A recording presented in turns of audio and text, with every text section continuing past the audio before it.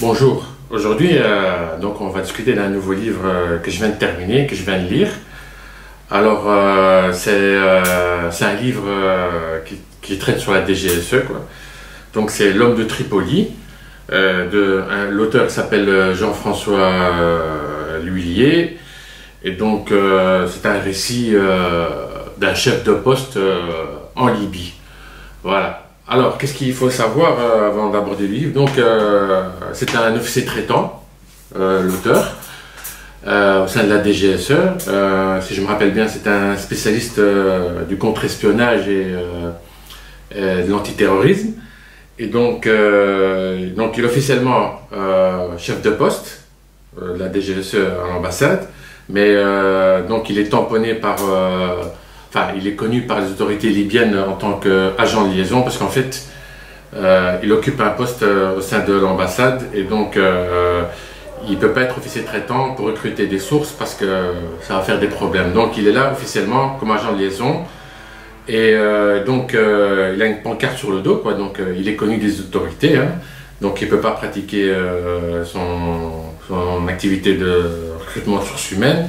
Donc c'est un militaire de formation à Bayonne du premier RPIMA là.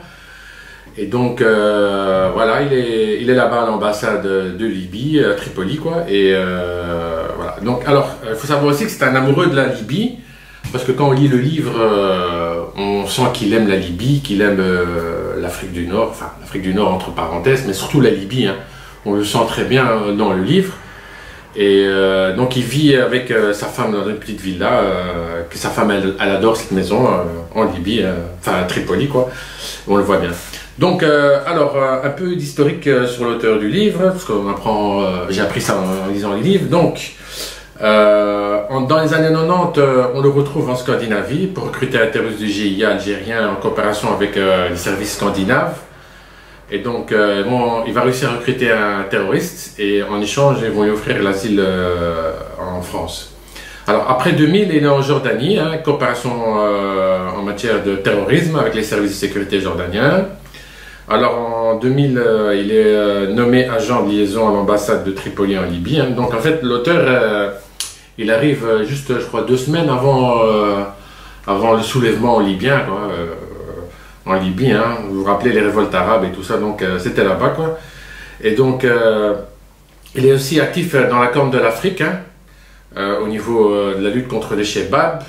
Après, en Libye, il est conseiller en lutte, après la Libye, donc il est conseiller en lutte contre le terrorisme auprès du commandant de la mission Serval, au Mali. Alors, il travaille aussi à Bamako avec le général Marc Foucault, un ancien du RPIMA comme lui, hein. Ils étaient deux jeunes lieutenants à l'époque, hein, quand ils faisaient leur formation au RPIMA. Et là, donc, en fait, il faut savoir qu'il a écrit ce livre pour ses petits-enfants. Voilà, donc c'est un petit livre, mais comme on voit, L'homme de Tripoli, bon, je vais vous dire, c'est mi-figue, mi-raisin, hein, c'est pas terrible. L'agent, il n'a pas tellement un rendement extraordinaire au niveau des sources, hein. Vous allez rigoler, vous allez voir. Et donc, voilà, donc moi je sais pas, je vais pas le juger, hein, mais pour moi personnellement, c'est pas terrible, quoi. Donc, le travail de l'officier traitant là-bas, il n'a pas été terrible. Franchement, je vous le dis, quoi. Bon, alors, est-ce que ça vaut vraiment quelque chose? Je sais pas. Mais voilà, donc je vais vous raconter l'histoire, hein. Parce qu'il y a quelques trucs qui m'intéressent, qui m'ont intéressé, quoi, au niveau des sources humaines, des événements qu'il y a eu. Il faut savoir aussi que l'officier traitant n'a pas modifié le cours de l'histoire en Libye. Il n'a pas eu un levier pour changer le cours de l'histoire. Enfin, c'était un peu permissif, quoi. Il était là et il a vu qu'est-ce qui se passait en Libye, la révolution et tout ça, quoi. Alors, qu'est-ce qu'on peut encore dire dans le livre? Voilà. Donc, je vais vous donner quelques dates.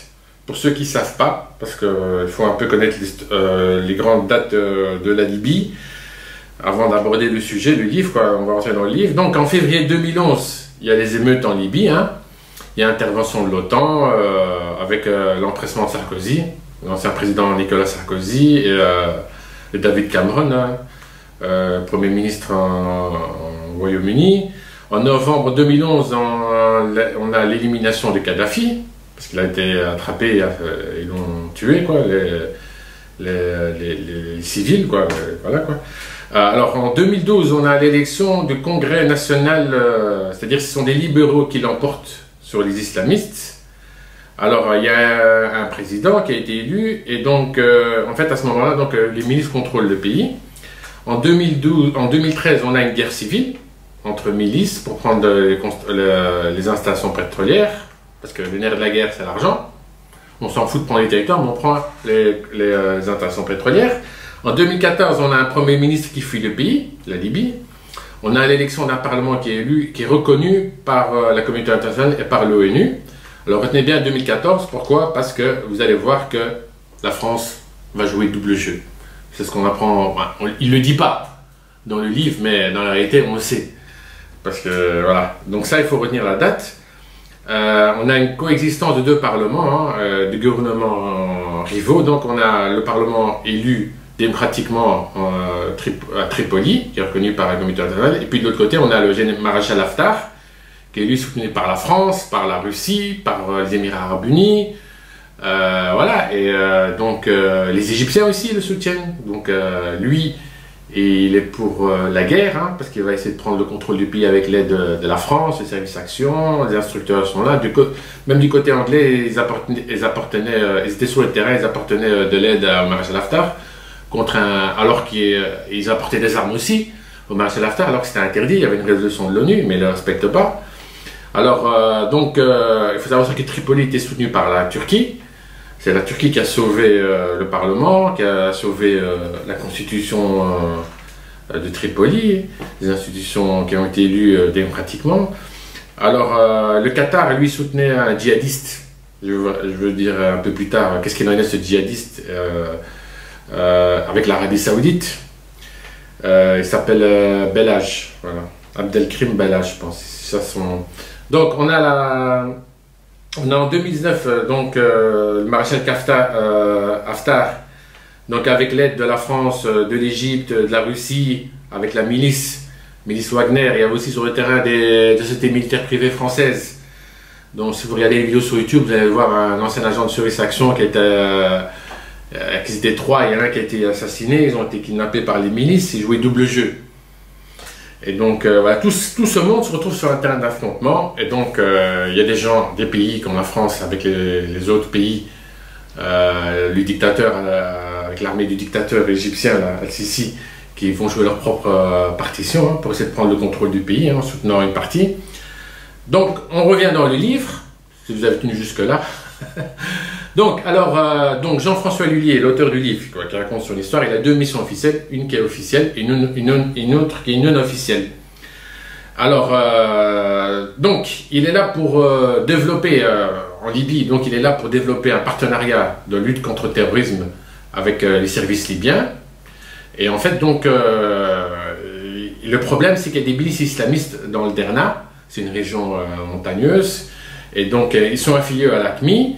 Et donc il y a aussi des Katibas, ils sont tous d'origine Katiba, c'est des groupes terroristes, quoi, donc ils sont tous affiliés à l'AQMI. Donc on a par exemple une Katiba qui s'appelle Al-Shuhada, Brigade des Martyrs, et il y en a plusieurs comme ça. On a aussi des islamistes du GICL, d'anciens Afghans, avec leur leader. Et donc à ce moment-là, donc, il est là pour créer une association avec les services libyens, pour apporter une aide, pour qu'ils puissent passer à l'action pour mettre en état de nuire ces djihadistes. En fait, ces djihadistes, je vais vous montrer une carte après la vidéo. Donc, en fait, comme la France est en mission dans la Corne de l'Afrique, vous verrez sur la carte la zone d'influence en coopération avec le Niger, le Burkina Faso, voilà. Il y a plusieurs pays, ils sont juste en dessous de la Libye, pardon. Donc, il est là pour appuyer la Libye et pour les aider dans la matière antiterroriste. Mais, officieusement, il est là pour pénétrer le réseau de l'entourage du guide Muammar Kadhafi, le dictateur. Donc il est là pour noyauter, en fait, et pour essayer de recruter des officiels et pour essayer d'avoir une lutte, d'influence sur le pouvoir en place. Et donc en fait, la DGSE lui demande aussi de recruter des terroristes, mais le problème c'est qu'il n'a pas de moyens, il est tout seul là-bas. Alors il doit faire cette mission. On est à la barre des services de sécurité locaux, donc c'est impossible, quoi, qui qui puisse tamponner des terroristes, quoi. Et donc, il n'y a pas de résultat. Donc, de ce côté-là, dans le livre, on ne voit pas les résultats en matière d'antiterrorisme. Voilà. Donc, on voit les lignes de quoi il parle et tout ça, mais on ne voit rien. Il n'y a rien qui arrive en matière de lutte antiterrorisme avec des Libyens. Alors, on a aussi des... en fait, à l'époque de Kadhafi, le pouvoir en place, il fait l'philosophie, c'est de libérer les terroristes. Donc, on voit dans le livre que des terroristes sortent de prison, hein, qui ont été condamnés, et en échange, ils doivent signer des documents.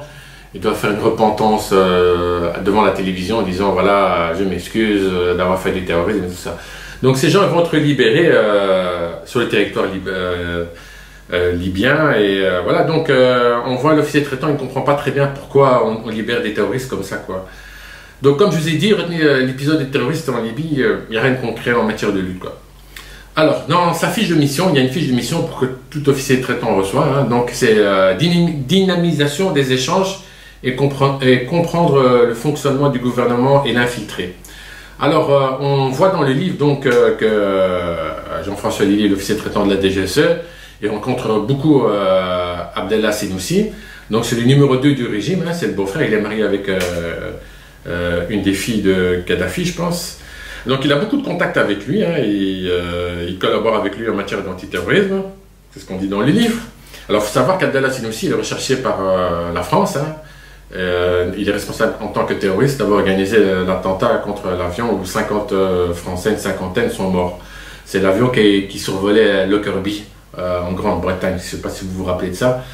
Alors, voilà, donc il y a un problème aussi avec, on apprend ça dans le livre aussi, un problème avec le directeur général de la DGSE, Patrick Calvar à l'époque, et il n'a pas Senoussi. Et alors, qu'est-ce qu'on peut encore dire aussi? Donc Jean-François Lillier, l'OT, donc il essaie de développer des relations personnelles, donc, comme je vous ai dit, pour établir une influence. Il remarque au niveau de Paris, ils ne sont pas très sensibles de ce côté-là, quoi. Ça ne leur plaît pas trop qu'ils développent on va dire, des relations un peu plus personnelles qui dévient du professionnalisme, quoi. Alors, il fréquente aussi le général Salem Kerka, patron des relations extérieures libyens. Donc, c'est grâce à lui qu'il va avoir en fait accès à Abdallah Senoussi. Donc, comme je vous ai toujours dit, c'est pour le but, c'est d'infiltrer le régime de Kadhafi qui est là, quoi, qui se présente aux officiers du premier cercle de Kadhafi. Et donc, il y a un plan de collaboration qui est illusoire en matière de terrorisme. Il n'y a toujours rien du tout en matière de terrorisme, quoi.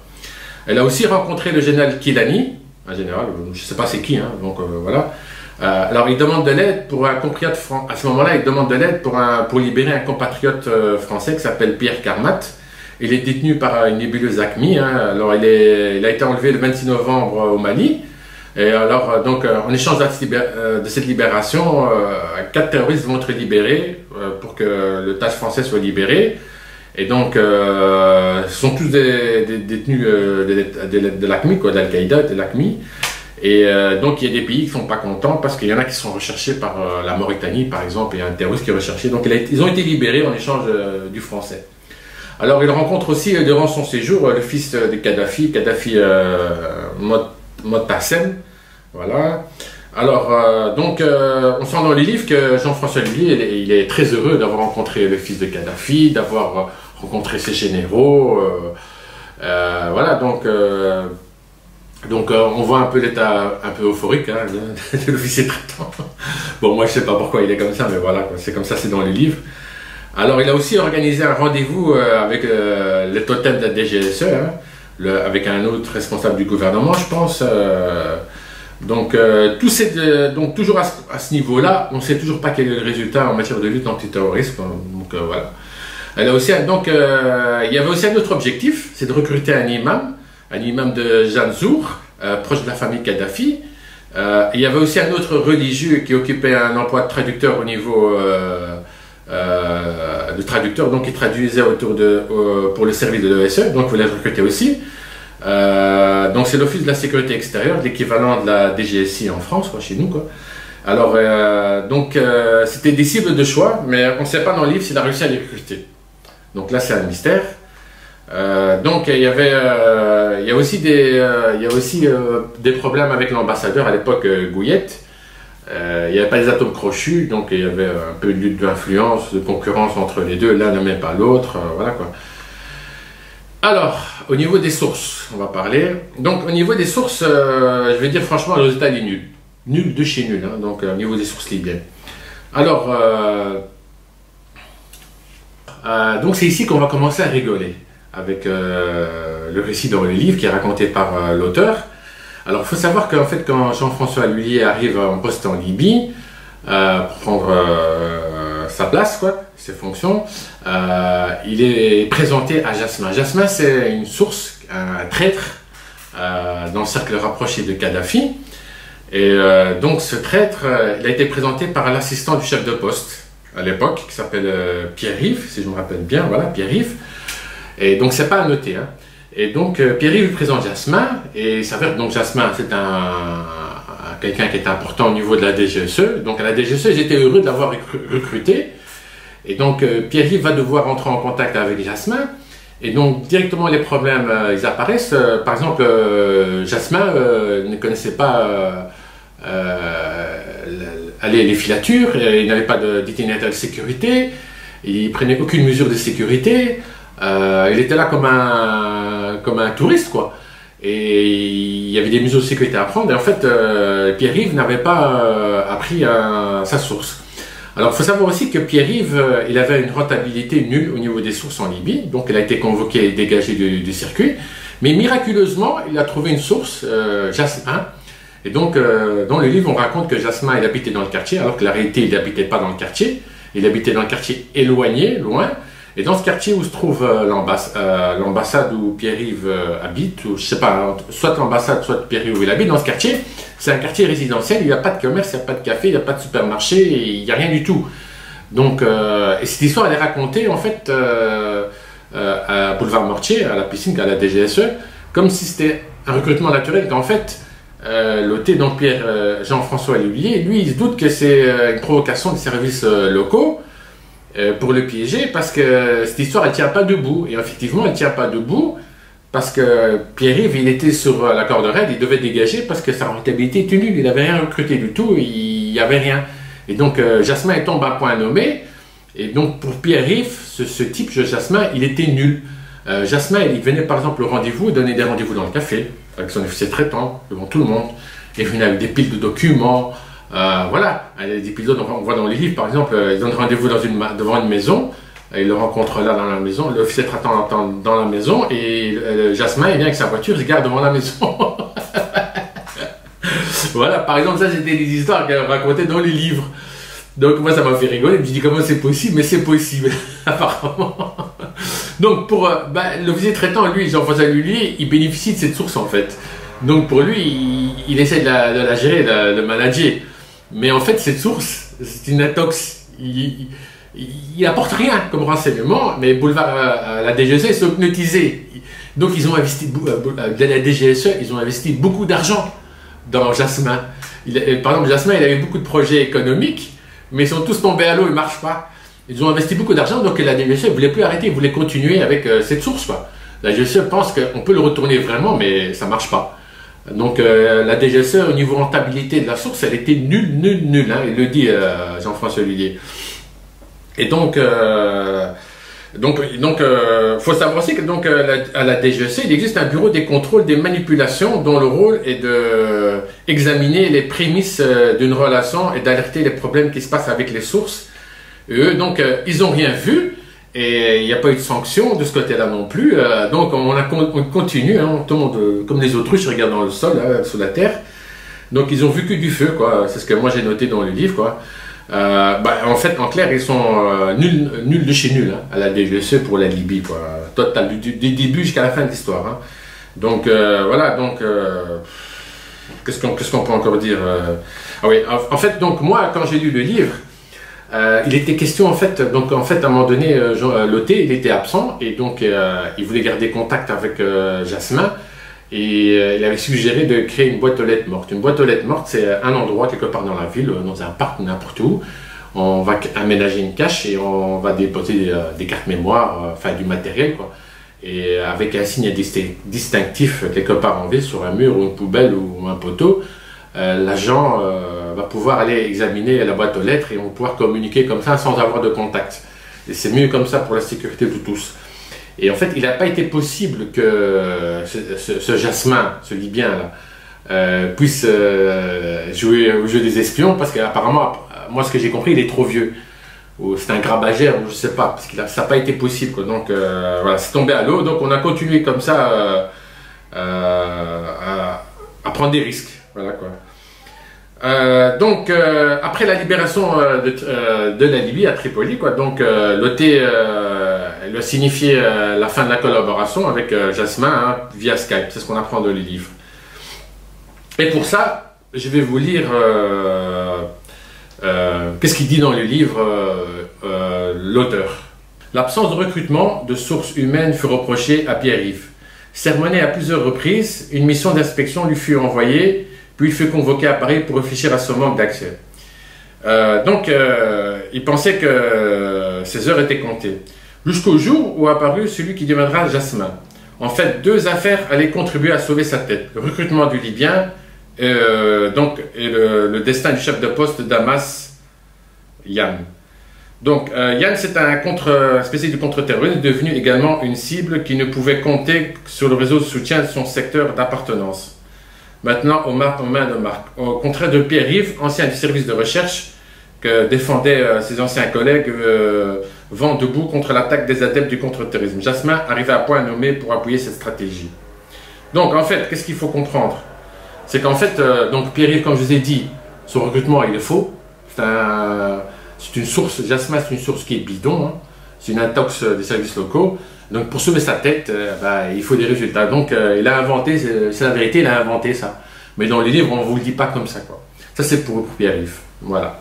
La guerre continue et l'officier traitant va devoir quitter la Libye. Hein. Il va en Libye, il va en France, donc il végète un peu derrière les ordinateurs de la DGSE, retrouve sa femme qui avait quitté la Libye, hein, c'était la première aussi. Donc il revient en Tunisie sans sa femme, et donc il opère dans la capitale et dans le sud de la Tunisie sans de mandat, sans être déclaré aux autorités à cette époque-là. Donc il a un mandat renouvelable tous les 2 mois. Donc sa mission à ce moment-là, quand il revient en Tunisie, c'est de trouver dans les camps de réfugiés des cibles intéressantes. En fait, c'est des gens qui veulent faire défection, il veut retrouver des hauts responsables libyens qui veulent faire défection de la Libye vers l'étranger. Donc, on va voir en fait dans ce contexte qu'il y a des autres sources l'officier traitant Jean-François Lullier va recruter, mais c'est des sources bidons, c'est des mythos, quoi. Donc là aussi, il y a des problèmes avec ces sources. Donc, durant son séjour tunisien, il va recruter une source libyenne, un mythomane en fait. Il y en a un qui fait la guerre de manière cérébrale, c'est ce qu'il dit. Alors, il bénéficie de l'aide d'un honorable correspondant tunisien à l'époque. Donc, en fait, c'était un traître, je veux dire entre guillemets. Et donc, il aide logistiquement à se déplacer et lui présente des contacts libyens, tunisiens. Donc, il recrute un intermédiaire qui l'informe sur les réfugiés. Alors, à cette époque-là, il essaie de mettre en place un réseau d'intermédiaires dans les camps et au niveau du flux qui passe entre la Libye et la Tunisie pour trouver des sources intéressantes pour le service, pour la DGSE. Il a aussi recruté des sources au niveau de la Libye, sur la frontière apparemment. Donc, en fait, le but de tout ça, de mettre des intermédiaires, des agents qui travaillent pour lui, c'est de libérer du temps, quoi, pour faire des autres tâches, quoi. Voilà. Donc, il a des contacts à distance avec les Libyens. Il organise des rendez-vous dans le sud tunisien. Et donc, on apprend dans son séjour que son séjour à Tunis, il est compté. Il est renouvelable tous les 2 mois. Donc, ce n'est pas un contrat de 6 mois ou 1 an, 3 ans. Et il apprend aussi qu'en Tunisie, l'équipe des dirigeants essaie de mettre en place un nouveau chef de poste à l'ambassade libyenne.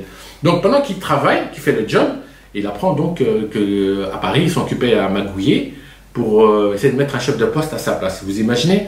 Donc il y a la guerre, il faut imaginer que l'officier traitant il arrive en Libye, il y a la guerre qui démarre, lui il voit qu'est-ce qui se passe, il repart, il revient en Tunisie, et de là il opère sur la Libye à distance avec des agents, des intermédiaires tunisiens et libyens, et il apprend que le service est en train de... Il y a des gens, et en fait il y a un réseau, hein, je vous expliquerai après qu'est-ce qui se passe au niveau de la DGSE, et donc on apprend en fait, je vais vous le dire, on apprend en fait dans le livre, qu'au niveau de la DGSE, il y a du népotisme, du clientélisme, des réseaux, des affairistes. Et en fait, quand quelqu'un est nommé un chef, quand quelqu'un est nommé DG, par exemple le directeur du renseignement ou directeur général, donc ils mettent leurs hommes à eux. Et c'est pas la méritocratie, c'est pas si vous êtes un bon agent, vous aurez une belle ambassade, quoi, non. C'est le relationnel qui prime sur l'efficacité à la DGSE. Donc il y a beaucoup de gens qui vont être évincés, hein, vous allez voir dans le livre en le lisant, quoi. Donc je reviens dans mon histoire, hein, donc il a un contrat renouvelable tous les deux mois, Jean-François Lillier. Et donc en clair, le DR, il met en fait, il a plusieurs Roms. Et donc cette place de chef de poste va revenir en fait à quelqu'un de la direction du renseignement libyenne, quoi. Et donc il apprend toutes ces nouvelles grâce à un ami à Paris, quoi. Donc il va recruter Djibri. Donc c'est un Tunisien d'une quarantaine d'années. La source préfère se faire appeler Gabriel. Donc premier rendez-vous, problème de sécurité, cette source se pointe avec deux amis à lui, donc ils sont à 3. Et donc ça c'est pas bien pour un officier traitant, hein. Quand on rencontre la source, on doit recruter tout seul, on ne doit pas venir comme on va au café au bled, quoi. Et donc en fait c'est un mythomane, quoi. C'est quelqu'un qui se fait une vie qui n'existe pas. Et donc on découvre dans les livres que c'est un ancien militaire et que c'est un zélateur du régime. Voilà, donc là, entre guillemets, il faut faire attention. Alors l'OT pense que c'est une marionnette qui est dans les mains des services locaux, hein, c'est Djibri, là. Et il y a eu quelques entretiens avec cette source, mais ça n'a pas permis d'avancer au niveau renseignement. Et donc il n'a aucun contact avec le régime de Kadhafi, ni aucune personnalité du régime. À Djerba, il y a une réunion, une série de réunions sur l'avenir de la Libye. Et donc, c'est à Djerba dans le sud. Voilà. Donc, le directeur général, il est à Djerba avec l'ambassadeur Cormin. Ils font de la diplomatie secrète à cette époque-là. Donc, il y a un avion. En fait, ils ont, si je ne me trompe pas, il y a deux clans qui sont à la réunion à Djerba. C'est une réunion qui est organisée pour les hautes personnalités libyennes et pour les différents pays qui interviennent sur le théâtre d'opération en Libye. Et donc, ils veulent établir un dialogue avec le gouvernement libyen. Donc, il y a des sessions de parole pour les intéressés. Et donc, il y a un haut fonctionnaire, Moussa Koussa, qui est présent à Djerba. Et la France, avec le directeur général et l'ambassadeur, ils veulent recruter cette source, Moussa Koussa. Et en fait, ils vont se faire doubler par les Anglais. Pourquoi? Parce qu'en fait, Moussa Koussa, il a plus d'affinités et il connaît plus de monde en Angleterre, en Grande-Bretagne qu'en France. Donc, ils vont échouer dans leur mission. Et pourquoi ils vont échouer dans leur mission? Parce que, en fait, ils vont échouer, les Français, l'équipe de la DGSE va échouer parce que ils vont être abusés par un contact libanais du nom de Souhel. Alors, Souhel, il a des relations haut placées avec les autorités françaises à l'Élysée. Et donc, la DGSE va collaborer avec Souhel. Mais en fait, la vérité, c'est que Souhel et Moussa Koussa, ils sont amis depuis 30 ans. Et donc, ce sont des spécialistes des embrouilles et des manipulations. Donc, ils vont faire croire aux Français, ils vont les laisser rêver d'un potentiel recrutement, d'exfiltration de Moussa Koussa. Et en fait, toute cette manipulation de Souhel va porter préjudice à la DGSE. Donc en fait, ils sont reposés sur un intermédiaire qui valait que dalle, c'était un clown, quoi, la DGSE, quoi. Donc là, ils se sont fait avoir. Donc Moussa Koussa, il a embarqué le lendemain sur un vol commercial, direction la Grande-Bretagne, quoi, l'Angleterre, quoi. Donc en fait, là, on voit dans ce chapitre que l'approche, elle a été mal organisée. On ne connaissait pas bien Moussa Souhel, l'intermédiaire libanais. En fait, c'est des spécialistes de désembrouilles. Ils connaissaient Moussa Koussa à l'avance. Ils ne le savaient pas, ils l'ignoraient, quoi. Donc je vais vous lire dans le livre, pour le chapitre Djerba, qu'est-ce qui s'est passé et qu'est-ce qu'il dit l'auteur. Moussa Koussa disposait d'appui de bon niveau en Grande-Bretagne, dont il était culturellement proche depuis de nombreuses années. En revanche, l'organisation d'une rencontre politique lui fut impossible à obtenir des Anglais, peut-être en raison d'intermédiaires pas forcément efficaces qu'il avait utilisés. Donc c'est ce Souhel, en fait. Il n'est pas bon comme intermédiaire. C'est donc là que le Libanais interviendrait. Par ses relations dans les plus hautes autorités françaises à l'Élysée, il se savait en mesure d'organiser une telle rencontre politique permettant de fournir un prétexte solide à son ami libyen pour pour requérir le sésame de sortie du territoire. Donc son tunisien, donc il va dégager. C'est ainsi que les Français furent arnaqués. Dans les livres, il dit jouer, mais moi je dis c'est arnaqué.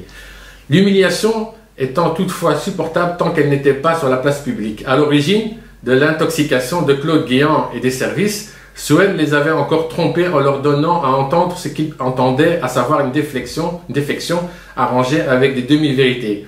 Une parfaite leçon de manipulation. Malgré ce camouflet, les Français semblaient ne pas lui en tenir rigueur et continuaient à le fréquenter, alors même qu'il avait perdu son intérêt après la chute des anciens parrains et se trouvait en position délicate dans certains pays africains. Mais lui, il lui restait ce sens inné des affaires et ce talent naturel. Il sait se rendre utile contre rémunération, ça va de soi. Donc pour l'argent, en fait, il servait ses maîtres, ce même. Alors, Djerba 2. Le DG repartit de Djerba après un au revoir convenu, sans un mot d'encouragement.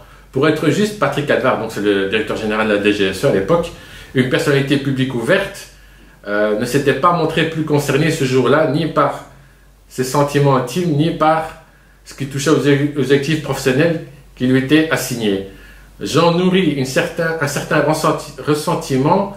Comment pouvait-on afficher un tel désintérêt pour ses subordonnés, notamment lorsque ceux-ci connaissaient des événements majeurs dans lesquels il lui laissait une part d'eux-mêmes. Avec le recul, je me demandais ultérieurement si les deux directeurs avaient seulement une idée du rôle qui serait le mien dans la guerre qui débutait. Se sentir considéré, informé, utile, essentiel, et même dans tous les domaines en tant que personne clé. Tout cela leur était étranger à Corbin qui paraissait ne pas comprendre grand-chose au fonctionnement des hommes. Son galon de préfet à la DGSE ne lui avait pas transformé en chef et il était peu probable qu'il ne le deviendrait jamais. Dommage pour le service. En fait, il faut savoir aussi que dans les livres, ni le DG, ni le DR, les directeurs du renseignement, ils n'en ont rien à foutre de l'OT, de Jean-François Lullier. Donc, dans le livre, on voit bien qu'il ne lui pose pas de questions, il ne lui demande rien, il envoie des télégrammes secrets. C'est d'une planitude, voilà quoi. Donc, ils s'en foutaient de leur officier sur le terrain. Et donc, on voit aussi dans le livre, par exemple, quand il revient à Paris, et quand il va se faire évincer, il va s'inviter dans le bureau du DG, Patrick Alvar, le directeur général, et il lui dit pourquoi je peux pas revenir à mon poste à Tripoli, et il lui dit voilà, c'est comme ça que ça marche quoi. Voilà, quoi. Donc on va aller au suivant. Donc il revient en Libye, hein. Donc il découvre que l'ambassade a été pillée. Et que, en fait, quand il a quitté l'ambassade, ils ont donné les clés aux Russes. Vous savez, à l'ambassade russe, les clés de l'ambassade française, ils l'ont donné les clés de l'ambassade, les clés de l'ambassade l'ont donné à l'ambassade russe. Et donc l'ambassade a été pillée, hein, des boîtiers ont disparu, des télégrammes diplomatiques, ils ont disparu aussi, des échanges qui concernaient la Libye et la sous-région, point de vue politique et sécuritaire. Alors, on découvre aussi qu'à ce moment-là, le réseau informatique, ils l'ont volé aussi, il a été volé, et surtout ce qui tue, c'est le boîtier pour crypter les messages, les télégrammes dans le monde entier de la DGSE, il y en a un qui a disparu. Et voilà, donc ça a été écrit dans le livre, et donc il n'y a pas eu, je pense, il ne faut pas rendre de compte, quoi, il n'y a pas eu de sanction hein, au niveau des responsabilités. Alors, il découvre aussi que les Libyens, sur la base, hein, ils ont, en fait, quand il revient en Libye, il découvre en fait le service action, il est présent dans les massifs de Mistrata, et donc ils ont mis un système d'écoute à Djeb El Nefoussa, la DGSE, pour écouter un peu qu'est-ce qui se passe. Le service action est là avec ses hommes, il fournit des armes, ils font des instructions, du renseignement aux rebelles de Benghazi. Et il y a des groupes tribaux aussi, donc ils ne sont pas seuls. Alors il y a des instructeurs, hein, présence de François, il est là quoi. Et en fait la DGSE lui dit voilà, toi tu vas t'occuper du côté de Tripoli jusqu'à l'autre côté de la frontière, et tu vas laisser la Cyrénaïque pour les services action, parce qu'en fait il va découvrir ça, la présence, vous imaginez, la présence de ses collègues des services action. Les services action c'est les militaires, avec les armes et tout. Qui vont apporter un support aux rebelles, qui vont les former pour la lutte contre Kadhafi, et ils découvrent ça par hasard par l'intermédiaire. Imaginez. Donc il envoie des messages et télégrammes secrets, il dit que voilà, cette action est là, mais on ne lui répond pas, mais après on lui dit de dégager de la zone, qu'il ne doit pas rester là. En fait, je pense qu'il cloisonne l'information. En fait, quand on a un noté, un chef de poste, s'il y a vos collègues clandestins qui sont là, ils ne lui diront pas. Donc lui, il découvre tout ça par hasard, quoi. Alors, durant la rébellion, le premier contact, il a eu un missionnaire des Touaregs qui lui communiquait les positions de l'armée, donc de Kadhafi. Et donc, lui, Jean-François Lullier, transmettait ça à son service, et puis le service à l'OTAN pour bombarder les positions du régime de l'armée de Kadhafi. Hein. Alors, on découvre aussi qu'un ancien terroriste, Abdelkrim Belhadj, je vous l'avais dit, un ancien djihadiste soutenu par le Qatar et un peu par l'Arabie Saoudite. Alors, c'est un ancien chef de guerre d'Oussama. Il y a aussi un ancien chef de guerre, Oussama Jeli, considéré comme un frère musulman. Il y a aussi Abou Ayer. Donc la France soutenait les djihadistes. Voilà, il faut le dire comme ça, quoi. Donc ça, c'était le Qatar. Non, c'est pas la France, pardon. C'est le Qatar. C'est eux qui le soutenaient, voilà. Mais ils ont soutenu aussi la France, hein, pensons. Hein. Donc l'OT, l'officier traitant Jean-François Lullier, obtient des renseignements d'ordre opérationnel sur le terrain. Hein. Donc il les communique. Il découvre aussi que les rebelles sont du Djebel Nefouza. Ils sont en contact. Il a un contact qui s'appelle Massoud. Donc il découvre que le service d'action, il est là présent aussi. Il est soutenu par il y a aussi les Émirats Arabes Unis qui sont là, qui soutiennent. Donc il a des armes, des vivres. Donc l'officier traitant, il est avec les missionnaires, là, avec les Touaregs.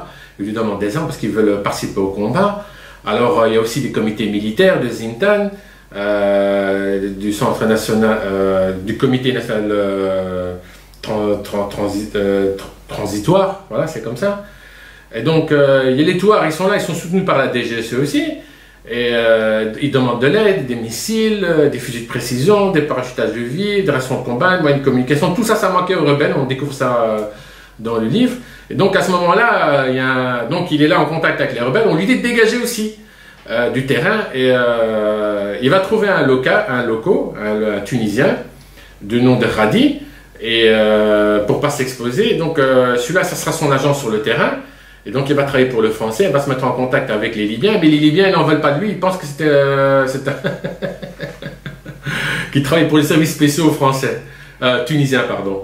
Donc, il va y avoir des problèmes là aussi. Alors, donc à ce moment-là, Jean-François Lullier va comprendre que le service de la DGSE ne voulait pas qu'il vienne là sur le terrain. Donc là aussi, il doit dégager de cet endroit. Et puis le Radi, il a été dégagé par les Libyens, je pense aussi, hein, par les rebelles. Ils ont des doutes sur lui. Donc finalement, on découvre que Radi, il a fait son travail avec les rebelles, qu'il n'y a pas eu de problème. Et donc là, il devait remettre une somme d'argent pour sa collaboration, pour le Tunisien. Mais donc, il n'y a pas eu de somme d'argent qui a été remis. Et donc il y a la capture de Béchir Saleh. Il y a aussi dans le livre qu'on raconte cette histoire, dans le territoire du cabinet de Mouammar Kadhafi. Il est capturé par Imad de la brigade de Zintan. Donc il est détenu à Regatta, donc sur un ancien site pétrolier. Donc l'OT, comme il a des bons contacts, Jean-François Lullier, avec les Katiba, donc il est chargé de le rapatrier en France. Donc à un moment donné, on lui demande son avis. Donc comme il n'avait pas, comme le pouvoir français, en fait c'est Sarko, il y avait Sarko qui avait dit il faut me ramener des officiers, des officiels libyens, donc l'OT cherchait des officiels libyens, donc ils vont l'exfiltrer vers la France, d'abord sa famille, puis lui, et donc il faut savoir aussi, donc il va arriver en France, il va rencontrer Sarkozy, Béchir Saleh. Il faut savoir aussi que Béchir Saleh était président d'un fonds d'investissement LAP libyen et qu'il avait détourné de l'argent. Alors, donc il avait des amis en France, Béchir Saleh, il avait Dominique de Villepin, Claude Guéant, et Iskander Djouri. Et donc cet homme-là, je pense que c'est comme Djouri, là, vous vous souvenez, là, un homme d'affaires intermédiaire qui touche des commissions, là, je pense que c'est la même banque, je ne suis pas sûr, mais il faut vérifier. Donc lui, il lui a proposé de venir avec son jet. Et donc, au final, donc, Service Action va faire une opération clandestine pour l'exfiltrer quelque part en France. Donc en fait, à ce moment-là, il y a aussi un problème, c'est que le Béchir Saleh n'avait pas son passeport. Donc il ne pouvait pas traverser la frontière. Voilà, quoi. Alors à l'époque aussi, donc la DGSE avait une préoccupation aussi, c'est capturer Abdallah Sinoussi. Mais celui-là, il est quelque part en Afrique. Et donc il a été arrêté, il est arrêté en Mauritanie, à Nouakchott. Il était en possession d'un faux papier malien en provenance du Maroc. Ça, c'est ce qu'on apprend aussi dans le livre. Et surtout, avant d'aborder le prochain chapitre, je voudrais vous parler dans le livre quelque chose qui est vraiment choquant pour moi personnellement, c'est que l'officier traitant, donc on est dans les années Kadhafi. Si vous suivez les affaires à la télévision avec les valises d'argent, avec les intermédiaires, les commissions que le pouvoir, Sarkozy, Claude Guéant et touche, Ziad Takieddine qui raconte devant la justice, devant les juges qui transportent l'argent pour le Guéant, pour Sarkozy. On est à cette époque-là, on est dans la corruption, les affaires d'argent. Eh ben, l'officier traitant ne va rien faire du tout. Il ne va pas enquêter. Il est muet comme une tombe. Il dit que ce n'était pas sa mission. En fait, il obéit à son service comme un âne. Je m'excuse de le dire, mais c'est comme un âne. Alors qu'il était sur le terrain au sein de l'ambassade, qui rencontrait les officiels Senoussi, Kerka, tout. Il aurait pu creuser, il aurait pu investiguer pour savoir est-ce qu'il y a des politiques qui touchent de l'argent, oui ou non. C'est dans l'intérêt du pays de connaître la vérité sur la corruption des politiciens qui dirigent le pays. Les ministres, Claude Guéant, ministère de l'Intérieur, Sarkozy, président. Tous ces gens sont inculpés par la justice, condamnés. Et lui, il fait rien du tout. À l'époque, il est là comme le Saint-Esprit, il voit rien, il est aveugle. Et quand aujourd'hui on lui pose la question, il dit... Mais on ne m'a pas demandé d'enquêter, on ne m'a pas demandé de creuser ça. J'ai dit, franchement, il est débile le type, franchement. L'officier traitant, il est vraiment débile. Si moi je suis nommé dans une ambassade et que j'entends des affaires d'argent, des marchés publics, parce que les Français, avec leurs entreprises, tout était pipeau, c'était du pipeau. C'était toujours avec des valises d'argent, il fallait payer les commissions, et ils donnaient le marché, les Libyens, et lui, il ne fait rien du tout. Il est nulle part, le mec. Il est zéro, l'officier traitant. Franchement... Peut-être je parle trop facilement sur les affaires, mais franchement, quand on voit aujourd'hui les condamnations de Sarkozy, de Claude Guéant, tous ces intermédiaires, Ziad Takieddine, Djouri, bah, ils sont en Libye, hein, ils ne sont pas à Disneyland hein, à l'époque. Hein. Alors, donc, on va passer à l'affaire suivante. Une pute. Il s'agit d'une pute. Hein. Donc, alors maintenant, on va voir une drôle d'histoire hein, qu'on raconte dans le livre avec Iman. Donc, Jean-François Lhuillier, l'auteur du livre qui est officier traitant, reçoit une directive de Paris. Et donc, il doit exfiltrer Iman. Alors, Iman, c'est une jeune femme qui a été arrêtée devant l'hôtel Rix de Tripoli. Hein. Elle a été embarquée par les hommes de main de Kadhafi. Et donc, elle est devant la télévision, devant CNN, hein, en l'occurrence, plusieurs fois. Et donc, elle est agressée sexuellement ou harcelée sexuellement par l'entourage militaire de Kadhafi. Donc, il doit attraper Iman et la ramener à Tunis, puis un pays de destination qu'on verra plus tard. Et donc ça c'est une directive de Sarkozy. En fait, Sarkozy voulait sauver la fille qu'il avait vue à la télévision. Et donc il reçoit pour cela, pour sa mission, un numéro de téléphone. Donc il prend contact sur le numéro de téléphone et il découvre que Iman elle est avec deux amis à Tataouine et leur donne rendez-vous là-bas. Il arrive et donc il les prend en charge. Et donc à ce moment-là, il doit faire attention aux services locaux, hein, services spéciaux. Parce que tout le monde était à la recherche de Iman, il y avait les zélateurs, il y avait les hommes de main de Kadhafi, tout ce qui contenait comme réseau d'influence pour Kadhafi, donc c'était la recherche de Iman. Donc lui, il a sauvé Iman, l'a ramené à l'ambassade, et donc Iman n'arrêtait pas, on découvre aussi dans le livre qu'Iman n'arrête pas de donner des interviews à la télévision, donc il lui dit, il faut que, et quand ils sont arrivés à Tunis par exemple, elle donnait une interview, et il lui dit, il ne faut pas que tu donnes d'interview parce que tu n'es pas là officiellement et on doit sauver ta vie, sinon on aura des problèmes. Et donc il raconte, l'officier traitant, qu'il y a quelques images où sa voiture elle apparaît, voilà quoi, sur CNN et tout ça. Donc ils vont trouver un pays pour Iman, le Qatar, comme par hasard, ce sont les amis de Sarkozy, c'est le Qatar, elle va aller là-bas. Et là-bas, en fait, on va découvrir dans le livre que c'est une pute. Elle a été déclarée plus tard, les Qatariens, elle a été déclarée comme persona non grata, elle a été pour comportement inapproprié, donc elle est expulsée, direction la Libye, hein, et, parce que c'est une pute, en fait. Sarkozy il a donné une mission pour sauver une pute, franchement. Il pensait vraiment, en voyant la télévision, que la bonne femme c'était une victime. En vérité, ça c'est avéré que c'était une pute, donc il a expulsé le Qatar, quoi. Donc, on découvre dans le livre donc, que quand il revient, donc il doit quitter à ce moment-là, après l'épisode, il doit quitter Tripoli, hein, la Libye, hein, donc il doit plier bagage, hein, donc il y a quelqu'un d'autre qui a été nommé par copinage. Et donc à Paris, il va apprendre la nouvelle via une secrétaire du DG ou du DR, celle qui lui dit que c'est dégueulasse, qu'est-ce qui lui arrive, quoi, qu'il ne méritait pas ça, quoi. Parce qu'il a fait tout le taf en fait, le mec. Et donc ils vont le dégager parce qu'il ne fait pas partie du réseau, quoi. Alors, donc, il raconte à son retour à la centrale, il n'a pas reçu un retour triomphal. Donc, voilà quoi. Mais voilà, donc il n'a pas été reçu. Donc, comme je vous ai dit là tantôt, il s'est invité dans le bureau du DG pour avoir des nouvelles. Hein. Donc, il faut savoir aussi que l'auteur n'aime pas les civils, il veut des militaires qui commandent la DGSE. Il dit que les civils sont incapables de manager la direction, les officiers traitants. Donc, alors la fiche diplomatie, elle est ici devant moi, donc je vais vous la lire hein, dans le livre. Au vu des expériences récentes, je n'étais pas sûr que cette évolution était judicieuse. Une raison simple compliquait la difficulté des diplomates à assumer la charge d'une direction opérationnelle boulevard Mortier. Un manque de compétences spécifiques. Comment des cadres rompus à une pratique ouverte de relations internationales pouvaient-ils mettre en œuvre des savoir-faire allant à l'encontre des principes moraux qui avaient défendus au long de leur carrière? En outre, aucun d'entre eux n'était préparé au commandement de plus de 7000 hommes, dont quelques 1500 pour la seule direction du renseignement aux disciplines aussi diverses que celles exercées, créées par la boîte, alors que l'effectif d'une ambassade ne dépassait quelques poignées de fonctionnaires. Voilà, donc on découvre que l'officier traitant n'aime pas les civils, quoi. Donc pour lui, il faut dégager les civils, mettre les militaires. C'est un point de vue, voilà quoi.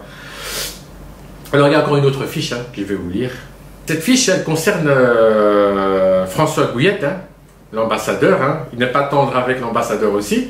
Alors je vais vous lire sa fiche. Qu'est-ce qu'il dit exactement? La forme d'ostracisme bienveillant dont François Gouillette me gratifiait à mon arrivée à Tripoli me convenait donc plutôt bien.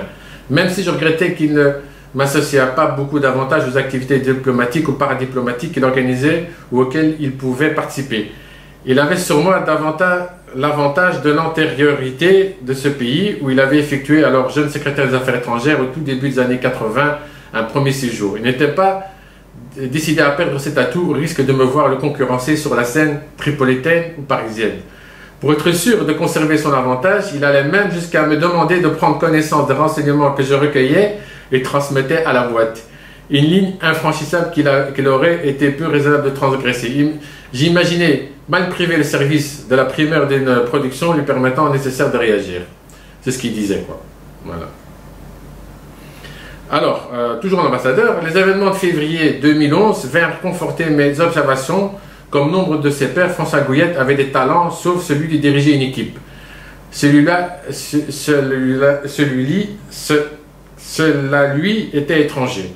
Il demandait à chacun d'apporter son écho, mais sans créer d'émulation, sans réelle vision d'un résultat collectif. Lui seul représentait la France. Son sang-froid au début de la crise se transforma, la fatigue aidant, en sauf qui peut, que seuls les militaires d'infanterie essayaient d'organiser un peu. Ces jours tragiques restèrent dans l'histoire, mais pas l'ambassadeur, qui n'en sortait pas grandi. Certains employaient libyens lui reprochant même d'être parti en catémini sans les prévenir et sans les avertir. Donc voilà, donc ça c'était ça, François Gouillette et encore. Hein. Avant de quitter, donc j'avais fait la mission, je vais vous raconter encore une autre fois, j'avais fait la connaissance du chef de mission diplomatique en 2009 à Tripoli, où il était en poste depuis quelques mois, lorsque j'y arrivais moi-même. Élancé et svelte, sa chevelure argentée, élégante, rabattue vers l'arrière, son grand regard bleu azur d'un ciel d'été tripolitain, François Gouillette avait une certaine distinction malgré ses costumes trop souvent défraîchis, des chemises démodées et des cravates désuètes. Son apparence générale aurait pu respirer la simplicité de l'homme qui n'était pas trop souvent attaché à jouer le rôle, à prendre des pauses, à mirauder, en un mot à paraître. Sa mise dénonçait un caractère parcimonieux, d'aucuns diraient économe, ce que les invités aux réceptions, c'est ce qu'il donnait aux invités de réception qu'il donnait à la résidence confirmait. Donc en fait, il est habillé comme un clochard, le mec, le diplomate, l'ambassadeur. Alors, à la réception, en déployant un manque de lustre peu à la hauteur de l'image de la France. Ses oripeaux tombés, il se dégageait de sa personne une certaine fragilité, peut-être celle de l'artiste qui dormait en lui, ce qui lui rendait plutôt sympathique. Il n'aurait pas fallu grand-chose pour que nous devenions proches. Les ingrédients étaient réunis, manquait le lion. Avant de quitter la centrale en 2009, j'avais mis en garde. Ce diplomate avait la réputation de n'être pas facile. En ayant une haute opinion de lui-même, de ses subordonnés, devrait filer droit. Il ne bénéficiait donc pas d'une grande indulgence parmi les chefs de service que je rejoignais, chacun nourrissant une rancœur à son encontre pour une raison ou pour une autre. L'attaché des défenses s'en méfiait et ne lui accordait que peu de crédit. Et l'attaché de sécurité intérieure affirmait qu'il changeait d'avis aussi souvent que de chimie sans informer ses subordonnés. Franchement, il est fort. Quant au fonctionnaire du Quai d'Orsay, il n'osait le critiquer de front, mais courageusement rapporté en catimini qu'il portait un ministère le surnom de Louis XV ou du roi Soleil. Ça c'est pour les anecdotes, hein, voilà. Donc, il y a moi les anecdotes ça me fait toujours rigoler hein, dans les livres, donc moi j'aime bien les lire parce que ça me donne le côté obscur de la personne qu'on ne voit pas devant les caméras, quoi. Donc vous entendrez souvent espion de Sarko, hein, à propos de l'officier traitant, mais il n'est pas vraiment espion de Sarko, comme je vous ai dit, il ne s'intéresse pas aux affaires, les valises d'argent et tout ça, quoi. Donc il faut savoir en résumé dans le livre que la France, la Russie, l'Égypte, les Émirats Arabes Unis, et les Wagner et sociétés milices privées, l'équivalent Wagner en France, ils soutenaient le maréchal Haftar. Donc ils vont armer le maréchal Haftar en armes, en soutien logistique, en nourriture, en renseignement satellitaire, les écoutes, en position, en missiles. Enfin, des instructeurs seront mis à disposition du maréchal Haftar pour envahir le gouvernement et prendre la capitale de force, mais ils vont échouer grâce aux Turcs. Donc les Turcs, ils ont joué une belle partition sur la Libye, hein, parce que ce sont les vainqueurs. Hein, ils ont, on va dire, ils ont gagné la Manche face au clan des Russes et des Français en Libye. Et donc, je vais vous montrer quelques dias, 2-3 minutes. Vous montrer une carte représentant la Libye et le territoire contrôlé par Maréchal Haftar, et la France et les Émirats Arabes Unis, tout ça, et la Turquie. Mais sachez que c'est la Turquie qui a gagné, qui a misé sur le bon cheval. Le bon cheval, c'était le gouvernement élu démocratiquement à Tripoli, reconnu par l'ONU et la communauté internationale. Et donc, les Turcs les ont soutenus. Ils ont fait la guerre face aux bandes de singes du maréchal Haftar, des Français, des Russes et des Émirats Arabes Unis et des Égyptiens. Les Égyptiens, ils ont fourni des T-62, des chars soviétiques. Les Émirats, ils avaient des bases de drones en Libye. Donc, ils n'ont pas gagné la guerre, ils ont perdu. Donc, la Turquie a tout gagné, elle a raflé la mise. Ils ont pris une partie sur la mer, près de Chypre, qui coupe les voies navigables. Donc, on va être en Turquie, si c'est reconnu officiellement un jour par l'ONU comme une zone maritime turque. Et donc, la France a tout perdu dans cette histoire parce qu'ils ont voulu armer le mal. Faire le mal contre le bien, alors que c'était le gouvernement élu qu'il fallait soutenir et pas faire la guerre. Donc, je vais vous montrer une dia, 2-3 minutes, pour ceux que ça intéresse. Donc, ce livre, au fond, ben, on a vu que l'officier traitant, il y a beaucoup de problèmes avec les sources, hein, qui recrutent des mythos. La DGSE, en conclusion, c'est du copinage, du clientélisme, l'affairisme. Bon, moi, je ne suis pas pour que les civils spécifiquement dirigent la DGSE, mais comme on sait que c'est du politique qui nomme un politicien qui est proche du parti et pas quelqu'un qui mérite, qui a les compétences pour gérer la DGSE. Donc, tous ces officiers traitants, l'officier traitant, là, Jean-François lui va devoir dégager. Et je peux vous dire, par exemple, comme je lis beaucoup la presse, par exemple, on entend beaucoup sur les officiers traitants, comme par exemple Marc Pinault, je ne sais pas comment il s'appelle, on le décrit comme un spécialiste du monde arabe, mais en vérité, il est comme Jean-François Lully, il est nul dans les sources. Donc, il faut toujours se méfier au niveau de la presse, au niveau des journalistes, quand vous entendez des histoires dans les journaux à la télévision, parce que souvent, il y a beaucoup de journalistes qui travaillent pour la DGSE, pour les services secrets français, Donc ils ne sont pas impartials dans l'information, ils vont toujours orienter l'information pour le parti politique qui dirige le pays, donc c'est-à-dire pour l'homme politique à l'époque de Sarkozy. Donc il faut toujours essayer de recouper ces informations à gauche, à droite, et pour se poser des questions, est-ce que c'est vrai, qu'est-ce qu'on raconte ou pas sur les événements, et ne pas tout prendre à la lettre, parce qu'on ne sait pas, après coup, quand il y a des livres qui sortent, moi je les encourage à écrire des livres, parce qu'on découvre la vérité.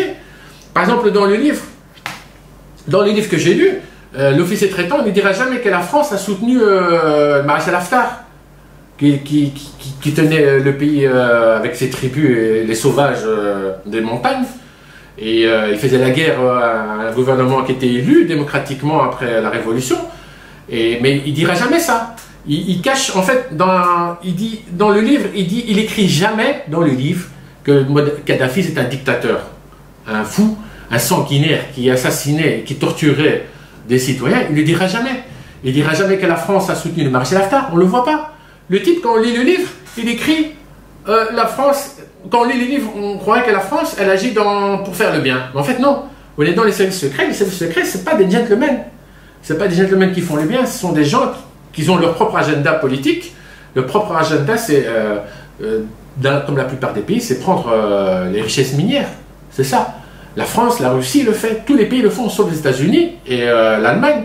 Il y a des pays qui ne le font pas, mais ils ont un agenda en Afrique, c'est faire ça. C'est comme ça, quand vous voyez un pays qui intervient, bah, c'est pas pour aller cueillir des champignons, des fleurs, des marguerites dans le champ. Donc, moi, quand je lis un livre, j'aime bien que... Bah, lui, il est retiré de la DGSE. J'aime bien qu'il dit, voilà, les Français, ils avaient cet agenda-là, on soutenait le maréchal Haftar, on leur fournit des armes et tout, mais il ne le dit pas. Il faut attendre quelques années et voir qu'est-ce qui se passe en Libye à la télévision pour comprendre que la France soutenait. Vous vous rappelez, on a trouvé un missile Milan à Tripoli, missile français, sur un emplacement qui était tenu par des hommes de maréchal Haftar. Des services action, ils ont été assassinés par des tribus de Benghazi. Voilà, il y a plein d'épisodes où il y a la trace des Français. Bon, milice Wagner, c'est pas mieux, hein. Les Russes, ils étaient là aussi avec leur milice Wagner. Ils ont miné Benghazi, là j'ai vu dernièrement sur Euronews. Il y a des mineurs qui enlèvent les mines des maisons, des terrains, voilà. Et donc ils faisaient le mal. Bah, voilà, c'est dommage, parce que le monde aurait pu être mieux, mais voilà. Voilà, donc je vais vous montrer la carte après. Moi je vous dis à bientôt, prochain livre. Donc nous voilà en Libye. Hein. Donc en Libye, il y a 3 régions principales qui regroupent les tribus. Vous avez la capitale Tripoli en haut à gauche avec la Tripolitaine. Vous avez le Fezzan avec Sabha qui est plutôt désertique, quoi, où il y a des tribus nomades qui se déplacent dans le désert. Et vous avez la Cyrénaïque avec Benghazi, Sirte, Tobrouk. Et donc ça c'est la région cyrénaïque. Et donc c'est là qu'il y aura un soulèvement des citoyens libyens contre Kadhafi. Alors il y a une zone d'exclusion aérienne qu'on voit sur la carte au-dessus de la Libye. Donc c'est une résolution qui a été votée à l'ONU et qui permet aux membres de l'ONU, c'est-à-dire la France, l'Angleterre, les Américains, de devenir les gendarmes du ciel libyens. Donc cette résolution permet aux pays occidentaux qui veulent être les gendarmes de patrouiller dans le ciel et d'exclure tout aéronef, tout avion civil et militaire au-dessus de la Libye. Donc c'est une résolution qui permet juste de faire les gendarmes dans le ciel, qui ne leur permet pas de bombarder au sol. Alors, à la chute de Mouammar Kadhafi, donc le dictateur de la Libye, il y a un parlement qui va être élu, le Congrès général national. Ce parlement, il y a 200 membres qui sont élus, ce sont les Libyens, et c'est la première élection libyenne libre depuis la mort de Kadhafi. Et donc ce parlement CGN, Congrès national général, donc il est reconnu par l'ONU et par la communauté internationale. Et donc vous avez donc à ce moment-là une chambre de représentants qui va être soutenue par une armée nationale libre. Et c'est un autre parlement et qui est soutenu par le maréchal Haftar, un ancien maréchal ou général, je ne sais pas quoi, du dictateur Kadhafi. Et donc eux vont créer leur parlement et vont pas vouloir rejoindre le Parlement officiel, hein, où tous les Libyens ont voté. Donc on va avoir deux parlements opposés pour l'avenir du pays. Donc voilà, donc on a à droite le maréchal Haftar et à gauche le Parlement élu démocratiquement avec leurs propres milices, comme vous voyez sur les cartes, là, Mustrata, Touareg, Coalition Aube de l'Aube. Donc en fait chaque parlement, que ce soit démocratique ou illégal, comme à droite, ils ont leur propre milice, voilà. Alors, ce maréchal Haftar, qui il est? Ben, exactement, c'est un ancien officier de l'armée libyenne qui a fait défection dans les années 80. Et donc, il a vécu des années... en fait, il a été formé d'abord en Union soviétique, hein, et il a été en exil, hein, parce qu'il a perdu une expédition militaire en Afrique sous Kadhafi. Et donc, il rentre en 2011 à Benghazi, hein, lors de la Révolution. Et donc là, il va se forger une stature, hein, grâce à des campagnes militaires contre des groupes islamistes, hein, dans l'est et le sud de la Libye. Alors depuis la crise libyenne, donc il se présente comme un seul homme, hein, à garantir la stabilité de son pays et d'écraser les mouvements djihadistes. Ça, c'est son discours, hein. Et donc ce discours, il plaît à Paris, à Moscou et au Caire. Et donc il y a son rival, qui est le président élu démocratiquement et qui gouverne à Tripoli. Et donc, ce maréchal Haftar, qui est soutenu par les pays occidentaux et par la Russie et l'Égypte, donc va commencer une nouvelle guerre contre un parlement qui a été élu et qui est reconnu par la communauté internationale et l'ONU. Donc, avec ses soutiens de la France, de la Russie, tout ça, une nouvelle guerre va commencer. Alors, le gouvernement élu à Tripoli, lui, en couleur bleue sur la carte, il contrôle cette zone. En rouge, c'est donc le méchant, le dictateur, là, qui est soutenu par la France, Moscou et l'Égypte. Ce sont ces trois puissances qui le soutiennent militairement. Et donc en rouge, c'est sa zone qui contrôle dans le pays. Et vous avez, si vous regardez bien au milieu, à Sirte, ça ce sont les djihadistes, Al-Qaïda, qui sont présents en Libye, là, qui contrôlent cette zone-là. Donc il y a trois zones, trois forces militaires, on va dire entre guillemets, quoi, et qui sont là en Libye. Alors la guerre a commencé, hein, nous sommes en 2019, et donc le maréchal Haftar, qui est soutenu par les pays et par les puissances, par la France, l'Égypte, la Russie principalement, par aussi les Émirats arabes unis, et les milices, les sociétés militaires privées comme Wagner et les services Action, hein, qui sont présents sur le terrain. Donc il a réussi à prendre ses territoires en rouge, hein, sur le pays, et donc il ne contrôle pas tout à fait toute la zone. On voit toujours que les djihadistes sont présents, mais ils vont être éliminés grâce au travail au soutien militaire et en niveau renseignement, matériel instructeur des pays comme la France, les milices Wagner et tout ça. Donc ils vont lui apporter un soutien et donc ils contrôlent cette zone-là. Alors je vous ai fait sur la carte, hein, les noms des pays. Donc la Turquie va entrer en jeu. Et donc elle va soutenir le gouvernement élu démocratiquement, qui est reconnu par l'ONU, la communauté internationale. Le Qatar, il est à ses côtés, à côté de la Turquie. Et donc vous avez l'Italie qui est neutre dans cette nouvelle guerre. Et d'un côté, donc, vous avez le maréchal Haftar, qui lui n'a pas un parlement élu par les Libyens, mais qui a son propre parlement, son propre agenda. Et son agenda, c'est donc de conquérir et de prendre par la force, par les armes, la Libye. Et donc vous avez la liste des pays qui soutiennent le maréchal Haftar, hein. Et donc on voit la France, l'Égypte, la Russie, les Émirats arabes unis, qui eux vont apporter un appui militaire au niveau des drones, hein, alors qu'il est interdit de survoler la zone. Et donc eux vont la survoler. La Russie qui est présente aussi avec des sociétés de milices privées comme Wagner, et vous avez la France qui a des instructeurs, qui envoie des armes, enfin pas qui finance, mais en partie oui, puisqu'ils achètent des armes, et donc ils soutiennent le maréchal Haftar avec des hommes sur le terrain, des moyens aériens puisqu'ils ont des avions, les Français, voilà quoi. Donc tous ces pays qui jouent leur propre agenda politique, parce qu'en fait ce qui leur intéresse ce sont les richesses minières Donc quand vous voyez une guerre dans un pays, on ne fait pas la guerre pour mère nature, on fait la guerre parce qu'il y a des richesses minières, il y a du pétrole en Libye, du gaz, donc la France, l'Égypte, la Russie. L'Égypte, ils ont donné aussi beaucoup de chars, des T-60.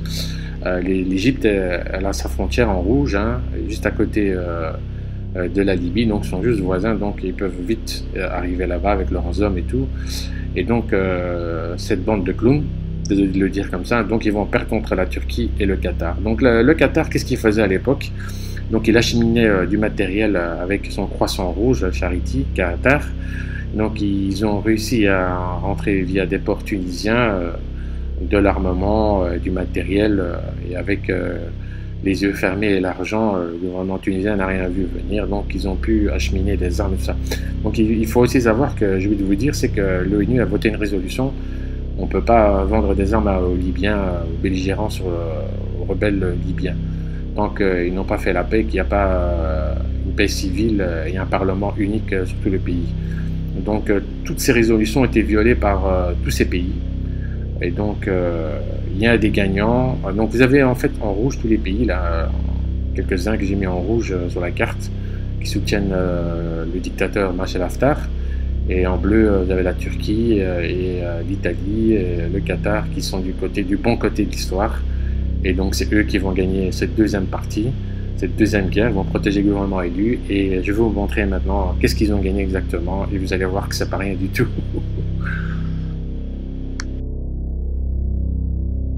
Alors, la guerre est finie et donc les Turcs ils ont gagné et avec le Qatar et qu'est-ce qui se passe? Ils ont signé des accords commerciaux, la Turquie avec les Libyens et donc maintenant ces accords permettent à la zone turque de revendiquer des zones maritimes, des nouvelles frontières, hein, comme vous voyez en orange sur les pointillés, de part et d'autre de la Libye et de la Turquie. Hein. Donc c'est une nouvelle zone qui sont revendiquées. Alors il faut savoir que la Méditerranée c'est une zone sensible. Pourquoi? Parce que bon, il y a déjà des problèmes de zones maritimes entre la ligne blanche maritime turque et la maritime grecque. Vous avez sûrement vu à la télévision des conflits avec des avions pour des cailloux à la con. Donc là maintenant il y aura des gros problèmes et donc vous avez le canal du Suez par où les cargos de marchandises transitent, c'est un gros point stratégique. Et donc avec ces nouvelles zones revendiquées, les Turcs vont pouvoir faire la police des mers et agrandir leur zone de pêche, leur zone exclusive économique, et ainsi que les Turcs, ainsi que les Libyens. Et comme ils ont gagné la guerre, les Turcs, contre les pays comme la France, l'Égypte et la Russie, il y a sûrement des accords en haute mer pour revendiquer des puits pétroliers, gaziers, entre la Libye et les Turcs, et clairement ils ont gagné la deuxième guerre face aux autres belligérants qui soutiennent le maréchal Haftar. Donc eux, les Turcs et les Qataris sont les grands gagnants de la deuxième guerre. Et on verra dans le futur qu'est-ce qu'il en est. Est-ce qu'ils vont demander à l'ONU d'acter avec ces nouvelles zones maritimes? Il faut savoir que les Turcs et les Libyens jouent le même jeu que les Chinois en face des Japonais dans leur côte maritime. Hein. Vous avez vu les Chinois, qu'est-ce qu'ils font? Ils font comme les Turcs et les Libyens, ils agrandissent la zone maritime, ils disent que c'est à eux, et puis il va falloir venir jouer les gendarmes, et ça va créer plus de problèmes que de solutions. Voilà, qu'est-ce qu'on a gagné.